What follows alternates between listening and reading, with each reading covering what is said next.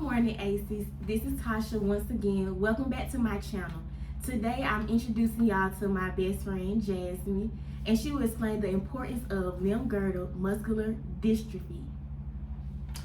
Hey y'all, so limb-girdle muscular dystrophy is basically a progressive muscle waste disease, and there's currently no cure at this moment for the disease.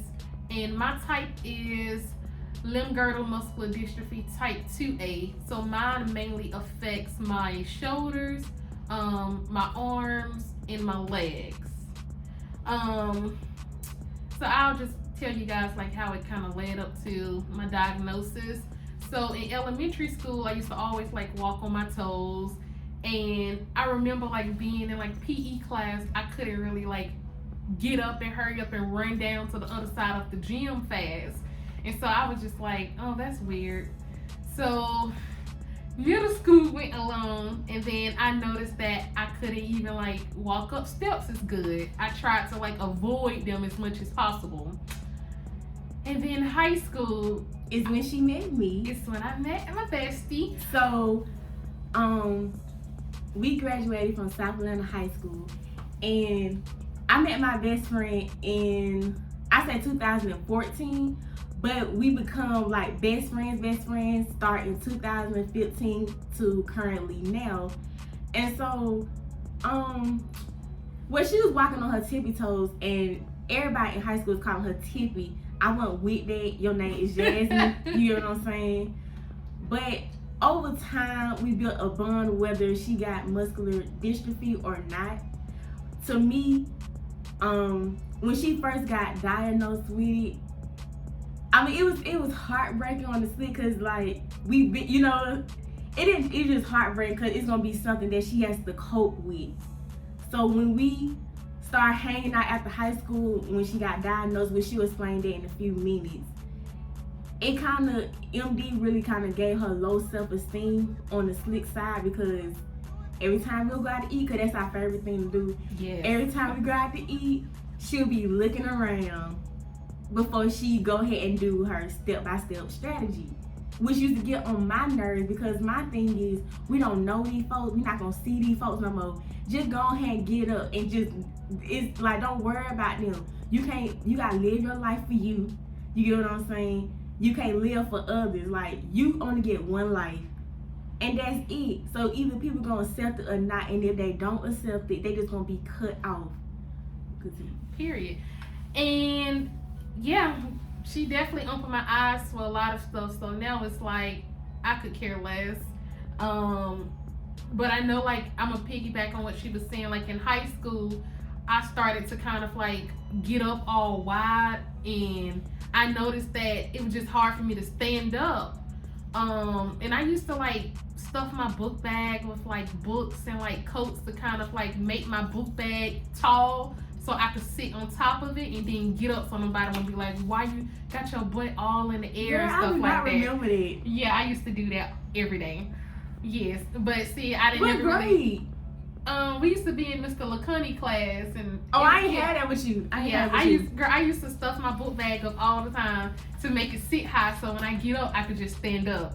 So, but then I noticed besides that, if I tipped over, I used to always have to put like my hands on my knees and everything to try to like push myself up.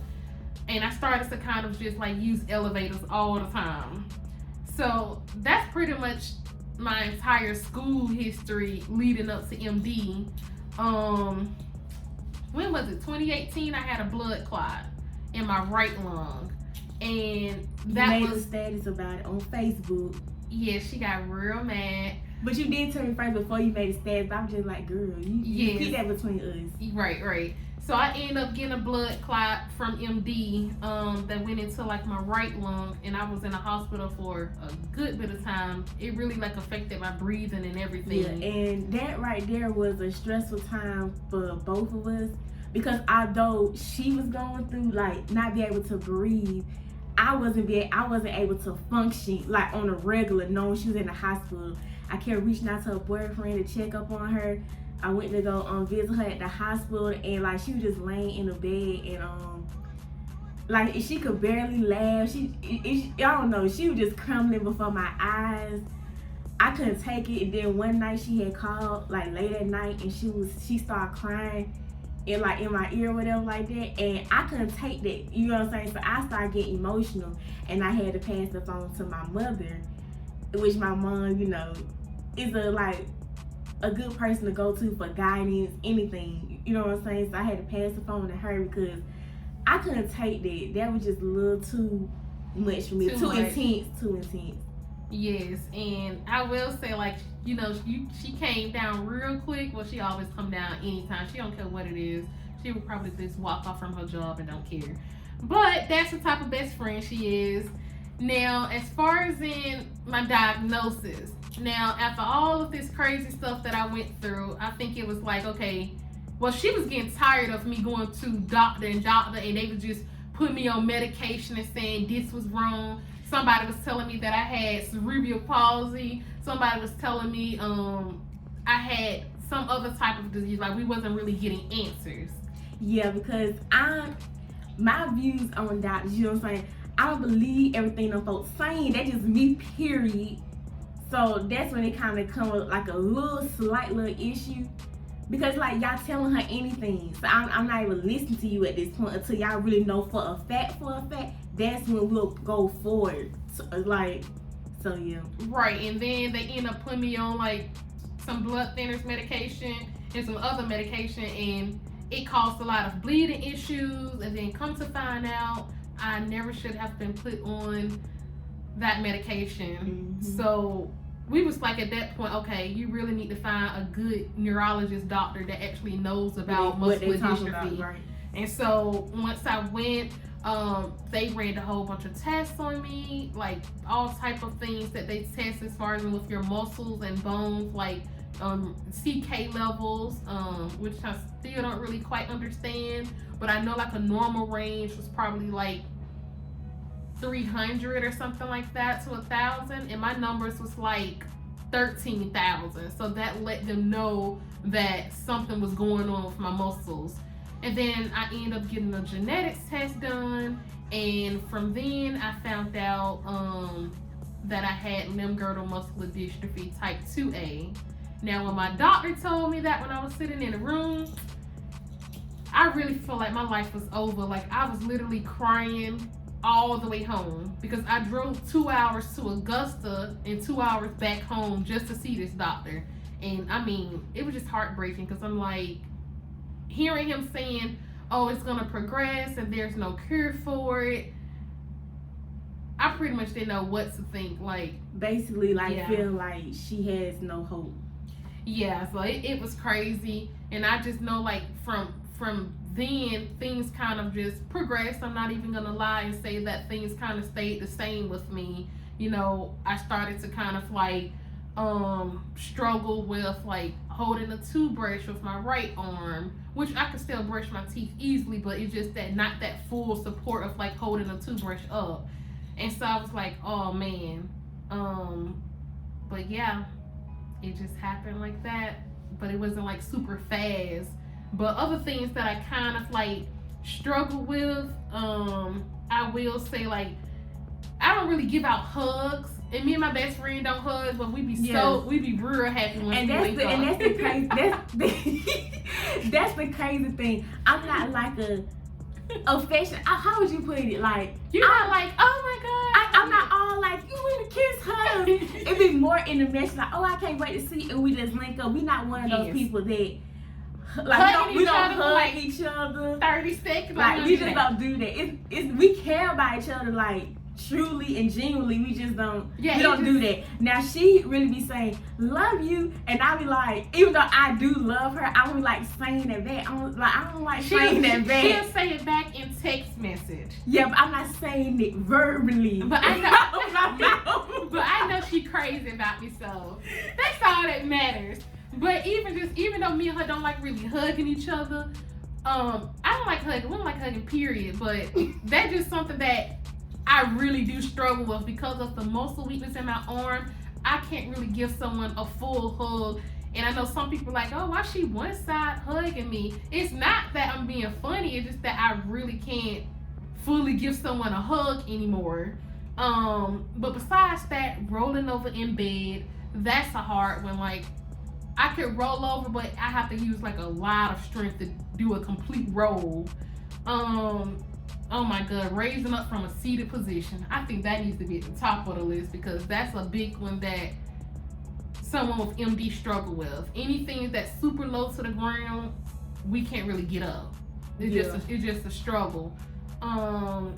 Reaching for anything over the on the floor. If I bend over to reach for something, I'm most likely gonna fall and can't get up. So that's just impossible, I would say.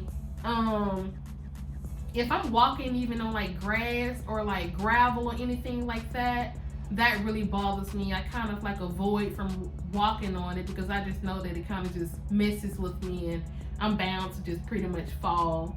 I used to walk up steps, and I think, do you remember in high school? I think I walked up steps with you before. Yeah, but it wasn't like no ongoing thing. Yeah, it wasn't. I would take the elevator. She loved using the elevators too. And anyway, that was before anything. Like, we been not hugging. That before anything had. We been not walking up steps. We been we been doing before she got diagnosed. Yes. So walking upstairs was very challenging. I was still able to walk upstairs as long as it had like a rail on the right side of me because I could just easily walk up the steps. But now it's like a challenge where I just kind of avoid it because it's not really safe. Now, if I'm going down the steps, I can move down the steps like a snake. Like, I can go real.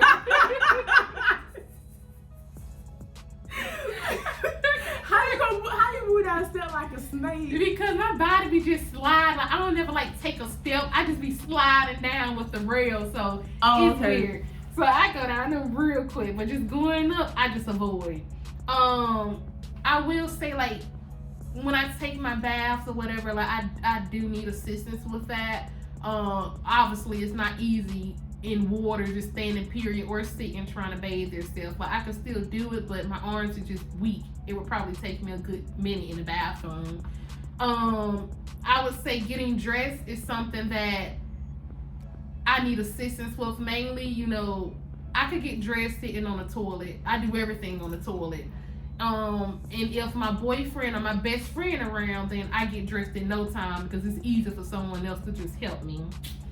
So those are things that I really struggle with. Oh, yeah, you know, it's fall time now and winter time, so the wind be blowing me. I try to avoid walking in the wind unless I have a cane or someone with me because I just feel like I'm just bound to get knocked over with it. But those are things that I would say mainly I struggle with. Minor things will probably be like if it's a heavy glass, I might like hold my arm to hold the other arm to drink, but that's something that I rarely do. It just depends on if it's just a weaker day for me, but yeah, that's pretty with much MD, it has its ups and downs. Sometimes, some days you'll be, you know, moving like whatever, and then next days you'll have those like, I really got MD type thing. But when we get together, we don't dwell on it. This is our first time actually sitting down and doing a video about MD. We don't dwell on. We move just like we was moving before she was diagnosed. Exactly. So I would definitely say that too. And I guess like the last thing I will mention is just the strategy part. People just have to realize, like, someone who has MD as myself, it's a strategy for us. It's a step-by-step process. Like, it's not no, oh, someone knocking at the door, oh, let me hop up and go to the door. It ain't one of those type of strategies. It's a strategy as far as in, I have to lean over towards something, and then I have to find something that's taller than that item to throw my arms up, to lock my back, to stand up, and then walk to the door. That's a strategy. It's not just a, I'm about to hop up and go into the door type thing. So, yeah.